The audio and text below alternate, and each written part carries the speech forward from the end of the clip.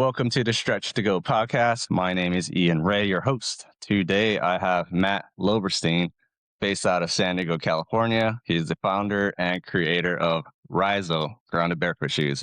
Matt, welcome to the Stretch to Go podcast. Yeah, thanks for having me on. Excited to get into this. Yes. So, Matt, tell us, how did you get into barefoot shoes and why grounding shoes? Because when people get into talking about barefoot shoes, that's hard to get into, but now you're trying to bring in grounding, and that's another thing that people don't really think about. So how did these two worlds kind of meet, and I guess what was the story behind this? Yeah, for sure. It was a few different pieces coming together. So first off, I've kind of just been on the health journey, kind of exploring the biohacky space for probably a good 10 years. And that's what first led me to barefoot shoes, So I got like Vivos and more normal barefoot shoes to start out. So, and that was just through, listening to podcasts, kind of being on my own journey, being exposed to different things from diet to water to circadian rhythm to like all these different like pillars of natural health, and barefoot shoes was part of that. So that's kind of what got me onto barefoot shoes originally, and it just made such perfect sense. Like it just seems like such a fundamental baseline that our shoes should be shaped like feet and shouldn't hinder the basic functions of our foot. And like it's just such an obvious one that I made the switch very quickly. Grounding came in later, probably now a good 5+ years ago, but it wasn't grounding shoes at the time. I was getting really interested in kind of like the more circadian side of health and, sunlight and jumping in the ocean and minerals. And obviously with that comes grounding. At the time, there weren't really any grounding shoe options that spoke to me. There were like some sandals out there that didn't really suit my style. And growing up, I had always really been into leather and like natural handcrafted goods and stuff like that. So it kind of just got the idea cooking in my mind for like a very like natural vibe grounded shoe brand that kind of just went back to like a handcrafted, almost old manufacturing style feel. Mm-hmm. And so that's kind of how Rhizal was born, was out of scratching my own itch. I had tried like grounding my own shoes, and that was always really uncomfortable with like having it poke into my foot and stuff like that. So I'm like, okay, we could do this better. And we could obviously have it wide toe, minimal sole. That's kind of like a baseline fundamental thing that every shoe should have.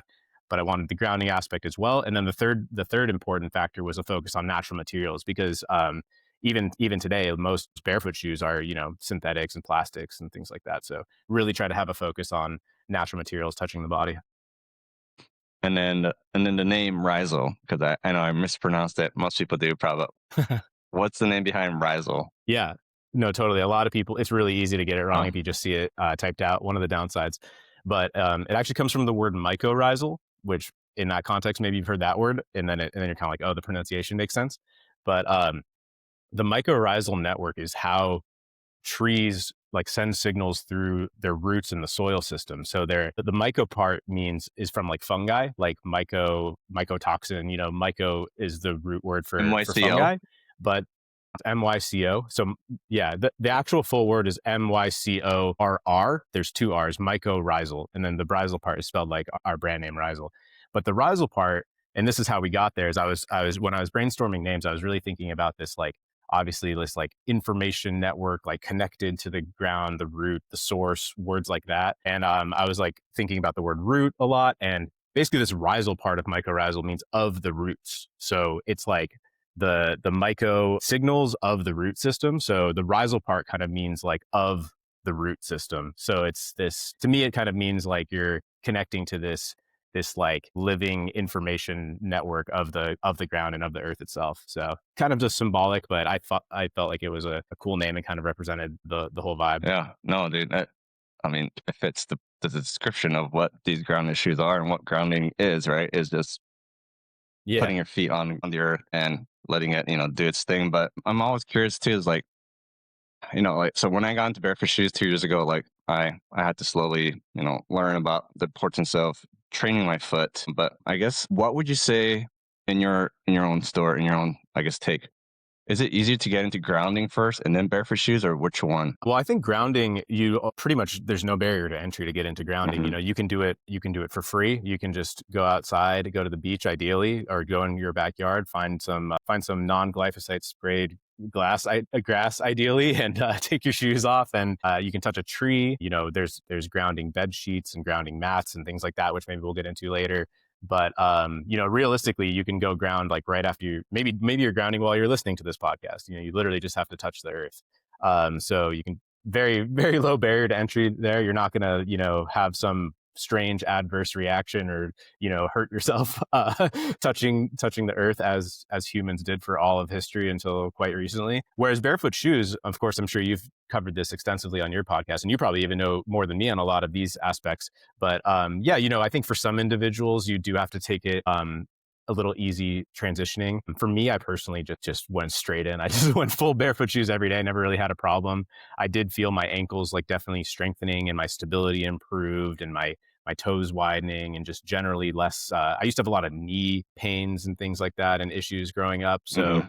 and now even like 10 years later, I'm feeling better than I was then. And I definitely attribute a lot of that to the barefoot aspect, maybe some to the grounding. But yeah, I do think in certain situations, if you have certain conditions or foot pains or other joint issues, or maybe you're on the older side, like maybe a transitional barefoot shoe of some sort, or wearing them on and off until you kind of like adjust. But curious your thoughts on that part too. Yeah, I would say definitely. I mean, my story is I got into barefoot shoes, and then I learned about the importance of grounding alongside. But this whole world kind of like came within 2 years. Everything like the podcast, the practice. I mean, everything. So like just 2 years, I'm just like soaking up all this information and learning. That's why I have, just like you, who've been doing it longer than I have, because I'm a student of what I'm trying to preach to my clients. So I'm always Hmm. figuring out what's the easiest way for people, so that, like you're saying, maybe to break habits or create new habits that's sustainable. I'm always trying to figure out ways to incorporate it into people's lives, or even help them change it. Because I think for me, barefoot shoes has helped change my perspective about my foot, and of course, in just recovery. So Absolutely. yeah, I would say grounding definitely a daily thing, and people transitioning. There's obviously, like you're saying, each person's different. If you're an athlete, or if you're working at a desk all day, perfect way to just throw on barefoot shoes.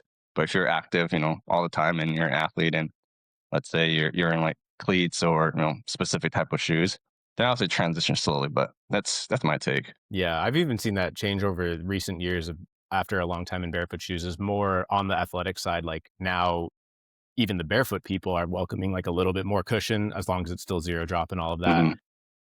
But we don't really fit into that space, to be honest. Like I always felt like, okay, the athletic side of barefoot shoes felt quite covered even when I started Rhizal. What didn't feel covered was just like natural, casual daily shoes. So that's really our lane, at least for now, is more of just like what you throw on for your daily walks, your daily activities, just going to work, the coffee shop, whatever it is you're doing, for like a high, I mean, anyone that's like looked at our styles probably realizes they're not necessarily like, athletic training vibe or something like that. They're more of like all the in between all the rest of the time. And I think part of that is the reality is synthetic materials do that quite well. I mean, obviously, I try to avoid synthetics as much as possible, but Hmm. like synthetic materials can be more durable and more traction and things like that you might need for more intense athletic activity.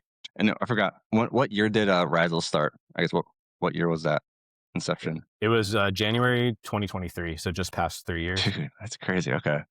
Um, and then for you, let's kind of talk about, the obviously the sandals, the shoes that you have on the collection, because, like I said, yours is different than if you're looking at different bigger barefoot shoe brands. What makes your shoes so unique? We know we have like the copper plated plug here, and you said Mhm. organic materials, but what do you think, in your opinion, what makes Rhizal shoes so unique in the marketplace? Yeah, I would say the way I think about it is I kind of hinted at this earlier. I've always thought the barefoot thing should just be every shoe. I don't want to be thought of as unique for having a wide toe box and a minimal sole. Like I just think every shoe in the world should have that. And I think if it doesn't really make sense for a foot. Like we don't have hats that are like square or something like that. So I don't want to be thought of as unique for that part. The grounding aspect, absolutely. Now there's a couple more on the market than when we started, but it's still, I would say that's our unique angle, is that we are electrically grounded to the earth. You're touching a grounded surface, so you're walking in these shoes on grass, on concrete, on sand, on dirt. You're literally getting an instant inflow of millions of electrons into your body, neutralizing like positive static buildup. That's essentially an antioxidant. Everyone's heard of antioxidant. That's the same thing that bonus electrons are doing. They're negative, they're anti-oxidizing positive charge. So that is really the unique angle. People that understand that intuitively, and as well as the hundreds of scientific research studies that have come out on grounding. I think that's the huge unique angle to us. But again, I also think that the thing that really makes us unique, I would say, is in the construction is like, we're not just like finding some factory that makes shoes that cost, $6 to spit out a machine and then marking it up by 30x or whatever, or drop shipping or something like that. Like, we're using really what I would describe as like old world manufacturing techniques. Like, the technology is almost the removal of modern technology in the way that our shoes are made. They're handmade. They're raw leather. They're sheep wool, they're hair on leather, they're leather soles, they're leather laces. Like, we have a lot of interesting touches like that. Hmm. Like, our logo is burned in. It's not like painted or some kind of print. So for any parts touching your foot. So a huge emphasis, as much as we possibly can, on natural materials, especially in the parts that are touching the foot. And that's due to like the luckily now gaining a lot more traction, but the awareness of how bad polyester is and microplastics and Sure.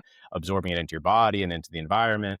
So coming from that angle, I'm someone that, when I almost a quick tangent, but before I started Rhizal, I almost started a natural clothing brand. Huh? And then I kind of went with this first, and I might do some of that under Rhizal at some point, but Yeah.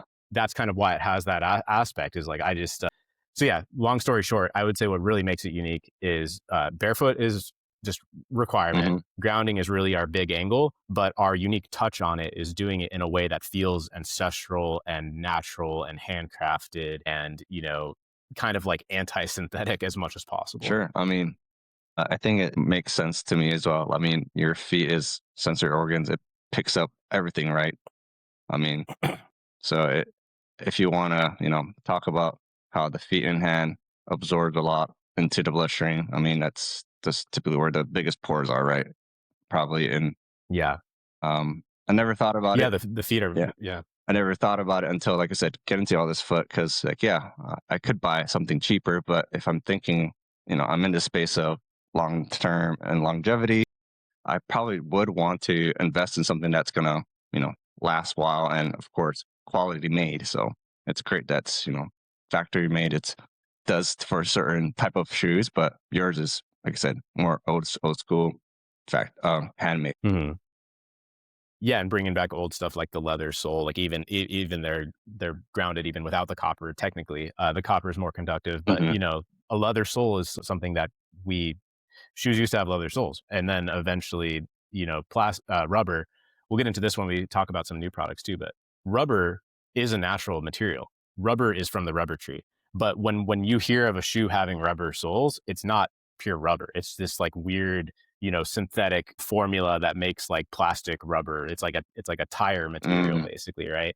So, but yeah, once that came out, it basically just wiped the entire market of leather soles, and that was when the connection with grounding was broken, because rubber is an insulator versus leather being conductive. And we do the copper just to make it like a undeniable connection, right?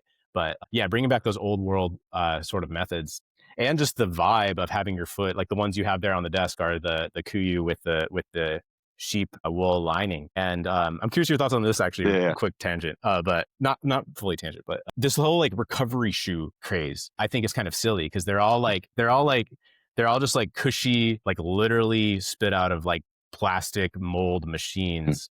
And I'm like, what is recovery about that? I'm like, we have the ultimate recovery shoe. I mean, you're slipping your foot into this like bed of like sheep wool to be grounded with the earth, with this flow of electrons that's like proven in hundreds of studies to have actual like healing benefits and potential things linked to recovery, Hmm. versus this like cushy plastic thing that was like spit out of the tire factory for like 30 cents or whatever. I don't know. I just that gets me going, like this whole recovery shoe slide thing, because I'm like, we have this is truly, and allowing your toes to spread out and your arch to rebuild. And yeah, I think we have the true recovery shoe. No, That's my pitch. I would think. I mean, just, of course, it'll be like more marketing term for like those recovery shoes.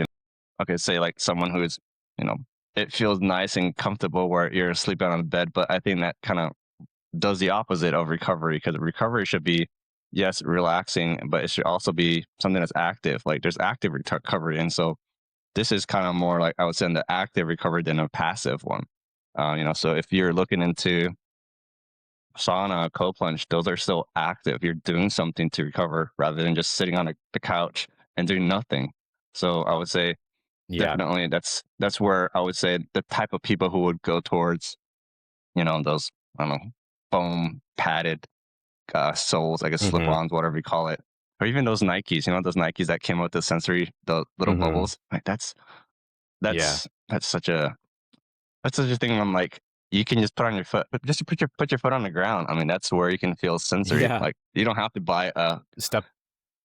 yeah, you don't have to buy a couple Yeah. hundred dollar shoe for Go that. walk on some, yeah, like I live by the beach, and like this one beach right here has these little rocks all over it. Hmm. And I love to just walk purely barefoot on that. I mean, I think like the sensory input of like feeling all those little points and having your foot be adjusting on this like minute level to every little undulation and every little shift and point in the rocks.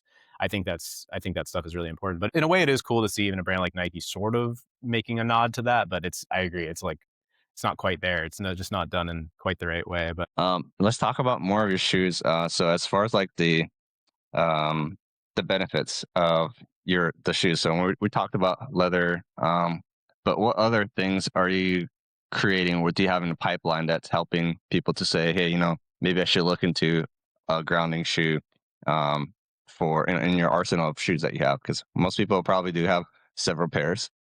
If it's not just barefoot shoes, they have mhm. their conventional. But I like to switch out my shoes just so I can get my feet to get different textures. And of course, if I'm out and about, like if after a long run, I would put on grounding shoes to get, but kind of help us Mhm. see what do you have in the pipeline right now? Yeah, there's quite a lot. There's already been a few launches recently that are live on the site. I can show those real quick. Some that I'm really excited about, and then some that are upcoming too. But we're really trying to cover like all your bases, from a casual slide to something you could wear to the office, to like a sandal you could wear to the beach, to just like a daily slip on everyday walking shoe. So really something for everyone, something for every like part of your day in a sense, but still with that same ethos of like grounded, barefoot, and natural.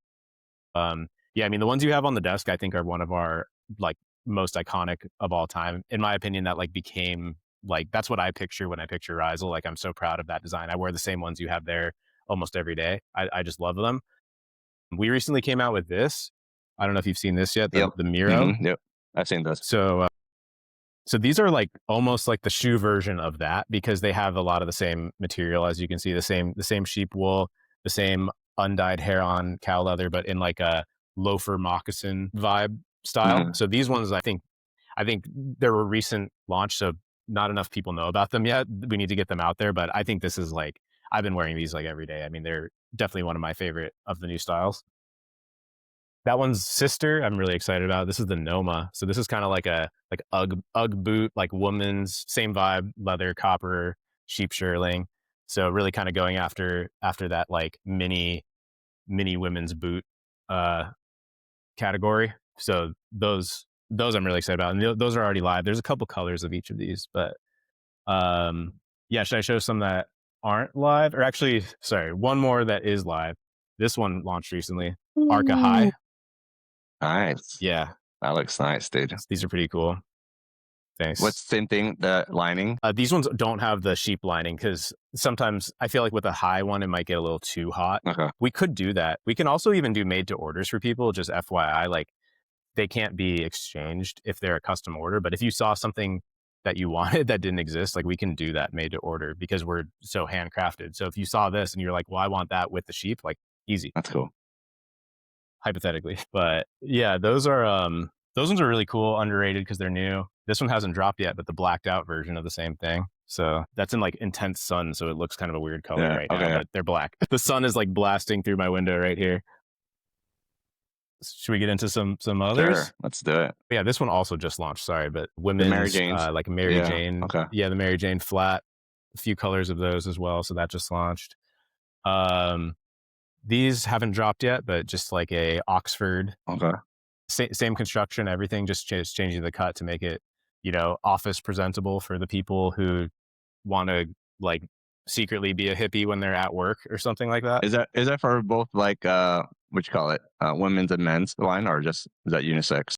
Yeah, They'll be both. Well, they're essentially the same, but we'll have sizing across men's and women's, and And 4 colors starting out with these. Those should drop as soon as we get it together. I'll show some stuff that's upcoming. So these are pretty cool. ooh, okay, Just going after that two Birkenstock. strap sandal vibe. But this I'll actually reveal something that we haven't shown anywhere yet, which is this sole is different than our other ones, and we're going to start using this on a lot of the sandals. So What's the this difference? So I alluded to this earlier, but natural real rubber is a natural product. So rubber that you see on shoes these days is not, but this is what's called crepe rubber. Okay. And it's real, natural, nothing else added to it, rubber from the rubber tree. And the advantage of using this is it has more grip, and essentially that it's like, and it's very, very, very flexible, like extremely flexible. So like super floppy and flexible and has grip like rubber, but is a natural product. And then we can still just ground it with the copper just like our other one. So it's still grounded, it's still natural. The rubber is not grounded on its own, Mhm. but the copper grounds it. But then you get the benefits of traction and grip. So yeah, that's something new that nobody's seen yet. That's going to be rolling out to a lot of our sandal styles, particularly, and a lot of other unseen sandal styles too. Will have the crepe rubber coming. So that's going to be really cool. They feel great because it's like a little it's just grippy, soft, floppy. Like it's a different feel to it. So that's going to be coming to like slides, flip flops, the 2-strap sandal, crisscross sandals, a whole bunch of different sandals. So when coming up with all these ideas, I mean, you're probably thinking, are you thinking out months ahead, or like how far in advance do you have to like think of creating, or do you like have like your classic, like this is what, like you're saying, the Kuyus, this is what Kuyus came out with, and this is what Rhizal is. But Mm-hmm. I'm always intrigued when there's always new collections and people, creators saying, hey, this is the new line or whatnot. But what's your idea typically that presents to you? Yeah, that's That's a good question. And the maybe boring answer is that it can vary so much. Some ideas take a really long time to figure out, and some things come together like extremely quickly. But because our products are like so handmade and not mass produced, if I have an idea to just like change the cut of something, we could make a sample in like a day or two, and like be like, okay, I guess it's good. But then for something that requires like a lot more R&D and development, like this crepe idea has been in the back of my mind like since starting basically, and is now coming to fruition. So that aspect took a while, but yeah, like changing something like a more simplistic, same construction but stylistic, that could happen very quickly for us. But yeah, some things are taking years and just coming to fruition. So like we recently launched grounding sheets, so bed sheets. We have This is another grounding product coming out that I haven't shown anyone yet, but so you've probably seen these grounding mats that people use on their desks and feet, like indoors, but not on the bed. Like they're the ones that are all over the place. They've probably sold millions of units of these things. They're all polyurethane, so they're just like this black vegan leather they call it, but it's pure polyurethane, which is not the Like best this type? in terms of. Yes, Yeah, exactly. it is. Yeah, Yeah. no offense to that, but it's made of pure polyurethane. Uh-huh. So we're coming out with this very soon, which is leather backed, and this is the grounding. This is the bed sheet material. Okay. So organic cotton with silver thread. So we just backed that on leather, and then it works the same as a grounding sheet. But then you're standing on organic cotton bed sheets essentially for your feet, with the leather backing to make it a mat, rather than doing like the carbon polyurethane stuff that's really popular. So hopefully that'll be cool to get that out there. I haven't really seen that done before. I didn't mean to, but I just mean like, for I think a lot of our audience, I think a lot of our core customer is very conscious to the microplastics, the synthetic materials, things like that. So, like we didn't feel right to launch like a polyester grounding blanket or something like that. Like wouldn't be Yeah, Rhizal, right? sure. And doing a polyurethane grounding mat just wouldn't be Rhizal. So I'm like, okay, how do we rethink the grounding mat? And that was the idea I came up with, was like, well, we have the grounding bedsheet technology already. Like, why not just back that on leather, which leather we do. I almost have this joke. It's like we're like looking on the website, like what materials could we use? It's like, well, we literally just have to put together. It's kind of just like a big sandal. So yeah. But yeah, that'll be coming soon. And then yeah, that's probably a few other little styles and grounding things, but then getting into some stuff that's like not even grounding, which I'm super excited about too. Right. Okay. Yeah, dude. All right. I'm gonna have to throw this away then. Yeah. No, I didn't mean to throw it under No, the no, bus, no, but no, but I yeah. mean, that makes sense. I mean, like, I guess to make it quote unquote like these grounding mats, like, yeah, it's plugged in, but like, yeah, it's the material. Like, it makes sense. Like, why would I put, like I said, my barefoot onto something like synthetic material? It's going up to my body. So yeah, it makes sense. It makes sense. But cool. Can I show you something that's not grounding Go related? ahead, man. All yours. You're my So, guest. okay, so this will be the first. You're one of the first people I've even showed this to. But so one thing that I always felt like was really like a parallel to grounding shoes was blue blocking glasses. Like Hmm. I think it makes sense as like the same customer, right? The same person. Like I'm interested in both. All this stuff is just scratching my own itch. Yeah. But I always thought like, okay, both are kind of almost biohacked fashion in a sense. Hmm. But I never wanted to do it under Rhizal because I was like, well, they're all like, plastic frames. Like maybe they're like metal at best or something like that. And then there's EMF stuff going on there too. But for the most part, they're plastic, right? Hmm. And so for a long time, I was thinking like, could we find some kind of like natural material to make blue blocking circadian glasses, right? For people that don't know, they're like red or yellow lens glasses that filter out blue light, so it helps you not disrupt your circadian rhythm by looking at screens and artificial lights and stuff like that in the evening. So I'd considered materials like wood and things like that, and I started going really deep down the rabbit hole to try to find like what natural material could be used for glasses frames. I was basically I discovered that the oldest glasses ever made, like hundreds of years ago, were made of horn or bone. So this is before the invention of plastic, before they started making metal frames. And so I started going down this rabbit hole of buffalo horn glasses. And it's never been done with blue blockers, but it's still done on like very, very high end optical glasses that cost like thousands of dollars, like designer brands and stuff like that. But I was like, what if we could bring back Uh-huh. buffalo horn blue blockers, because that felt like the most Rhizal thing that could ever possibly happen. Yeah. Like it's this, it's like the relative of sheepskin grounding shoes. Hmm. It would be buffalo horn blue blockers, right? So I got absolutely obsessed with this idea. And I like couldn't stop thinking about it like constantly. Like, what if we could bring back buffalo horn glasses? So that's what we're doing. So there's gonna be like 10 different styles, but I'll just show a couple. These are these are made of buffalo horn. No way, dude. That's crazy. So all natural frames, handcrafted, just pure buffalo horn. Every single one has unique texture and grain and coloration. Hmm. Like literally no two are alike, because it's not like acetate glasses just are made to look tortoise shell or essentially imitate horn, whereas these are real. So every single one has like different hits of color. Like some are dark, some are light. But like, sorry, the sun moved and now like I'm getting pretty bad lighting on these. So, but but yeah, they're pretty freaking wild. So curious your thoughts on that. You're one of the first people to know about the buffalo horn, Dude, the buffalo horn do blue it. blockers. Do it. Cause it's funny thing, like you're talking about blue light blocking glasses. That's kind of what I've been into, like say grounding and everything. And so Mm, I mean talk to different yeah. couple other brands that sell blue light glasses. And I looked into it too, because my glasses that I typically wear, they have some kind of blue light emitting type. But Hmm. I would say do it. Like it does make sense. Yeah, it looks good, dude. Yeah, they're crazy. I would say do it because like you want to stay true to the ethics of what you believe in, and like I said, presenting that this is all natural. That so Hmm. it would make sense for your brand to continue finding that, and that's I mean I would say I would do it, Yeah. Yeah, we're definitely gonna do it.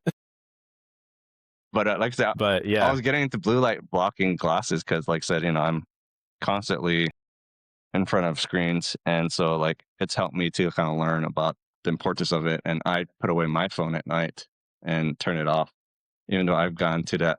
And I haven't turned off my Wi-Fi yet at night, which I should. I was told. That's Yeah. another thing. And funny thing, like I have an EMF blocking, not EMF blocking, but Aries Tech. I don't know if you heard of them. Hmm. Yeah, so I have something that Hmm. helps me with and on top of my phone too, where it bounces off the EMFs, I guess, or I don't know how they put it. It doesn't block the EMF. It works with it or something. I'm still new, man. Hmm. Like I'm just trying to find ways to just optimize my body. head to toe, inside out. And so I think Exactly. That's what it's all the about. more I'm getting into this, it's not like, it's woo. It's just like I just want to have a great life. I want to live long, but I want to also take care of me and my family. And so, like, what other ways can Yeah, I do to protect us that we're not seeing? That there's more research happening. I mean, there's and like EMF and stuff. exactly. That's one of those things. Like, I look outside and there's like a cell phone tower down there. I'm like, why are they so close? And that's one thing I think about too. Like within schools, like why are there cell phone towers near schools? Like It's so those are crazy. all things like people think like it's and I'm not crazy. It's like Right. it makes sense. It makes sense. So that's why I'm like trying to get away and try to be outside more, rather than being inside. So Yeah. it's tough. You hit it exactly. And that's what's so funny is like for years we were seen as the crazy people for doing these things. And I'm like, we're just talking about getting partially back to nature in the way things always were. It's like what's crazy is having a cell phone tower on top of a preschool. Like that doesn't make any sense. And or eating like, manufactured food that is full of like red 40 and Hmm. like, whatever. Like that's crazy. But like, yeah, but standing on the earth, you're a nutcase, right? If you touch your foot to the ground. So I've always thought this stuff made no sense. Or like, raw milk. It's like, well, that's the way it always was. Spring water. Well, that's the way it always was. And like, jumping in the ocean, like not wearing sunscreen is like another like super controversial thing. It's like, well, that was like all of it is just going back to nature a little bit, Hmm.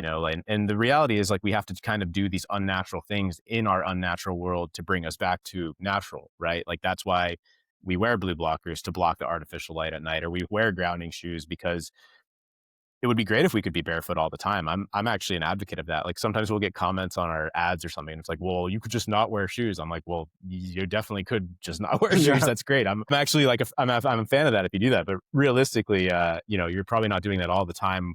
Walking across roads that are spilled with oil and like runoff of like that's the reality of it. If I lived in a perfectly natural environment, I would love to just do Yeah. that. Just But yeah, you nailed it. That's the way I see it is like, everything's been kind of altered and messed up. So we just have to do these things to get back towards nature in our modern technological, unnatural world. We just have to kind of do our best to find these little hacks that allow us to be vital and protect our families and all of that. yeah. Dude, yeah, we could go on. I wanna definitely like come to the point where let's say, what are three things that you would like to share with the audience about either the brand or either kind of what we talked about? Three things that people can take away from today's conversation that people would take right away. First would be like, just get outside and get back to nature. Like, you don't have to buy anything. I mean, if you can just go, like, I mean, ideally, like, take your clothes off and stand on the earth, Like, I mean, that's probably like the number one health hack somebody could do, right? It's just like, get back in nature, get some sun, get some grounding, and you can do that for free. That was one of the big takeaways for me over the years is like, the best biohacks are actually free. Like, you don't need a lot of this stuff. I mean, you can buy these things to like supplement those things, but the best biohacks are free. So get outside, get some sun, get some grounding. Third thing, or three things just like in general, or like, Yeah, just some easy, some takeaways like from our conversation, or even like that you personally believe that people should. yeah. I think, I mean, this is kind of redundant with what we talked about, but I think avoiding plastics is a big one. Avoiding synthetic materials, like that's just a big movement that's luckily gaining a lot of traction now. But buy some organic cotton shirts and underwear, and hemp, linen. Just whenever you can make conscious choices to get like these synthetic plastics out of your life and synthetic everything. I mean, obviously, I'll even include in that like food and water, and I think those are kind of like mostly obvious to most people. If they're this far down the rabbit hole, they probably are mostly aware of that stuff already. And a third thing, well, to be honest, what's on my mind is those glasses. I would love to just throw that out there to people. If anyone has feedback or thoughts on like just how that landed with you, I would love to hear it. And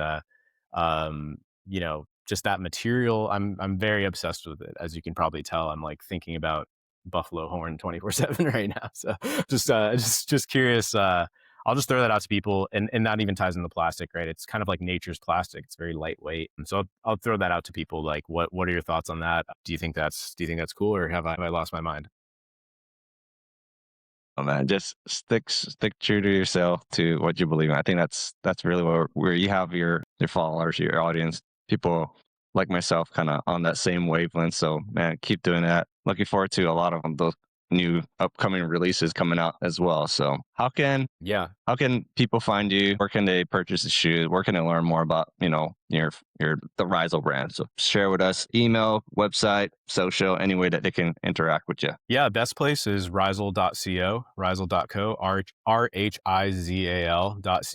is the website. You can email us on there, info@Rhizal.co. On X and Instagram, Rhizal Shoes is our tag. So hit us up and follow on any of those. TikTok too. Yeah, me personally, I'm Matt Loberstein. I'm pretty much only on X and barely even that these days. Kind of not, but I mean, you could try to hit me up if you want to personally, or I'll see it through Rhizal. We're a small team. Like I'll see it if you say like, hey, I listened to you on the Stretch to Go podcast. Like I'll definitely see it. So you can just hit me up any of those places. But yeah, I would say just check out Rhizal.co, look at all the different styles, jump on the email list so you can hear about like the new styles that are coming out, the grounding mat, the blue blockers, other stuff that's still cooking for the future.